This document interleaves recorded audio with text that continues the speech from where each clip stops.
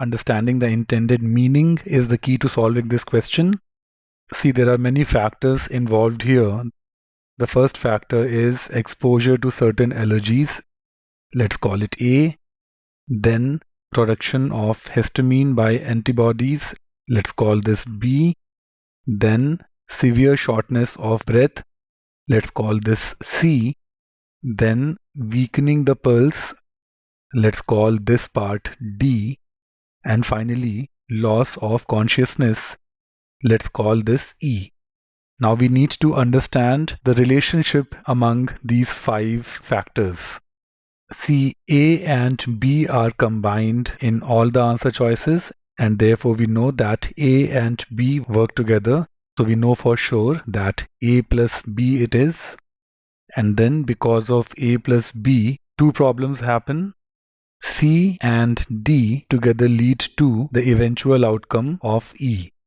That is a loss of consciousness. And once this relationship is clear to you, you know that answer choice A cannot be correct because this combines C, D and E together. And see, if at all C, D and E were together, the relationship would be C, D, and E. You would need an Oxford comma here before the last element. Here you don't have the Oxford comma. This is a hint that this answer choice is not correct. Answer choice B leads to a meaning that A and B causes C, D and E. Many students will choose this answer choice, but that's not correct.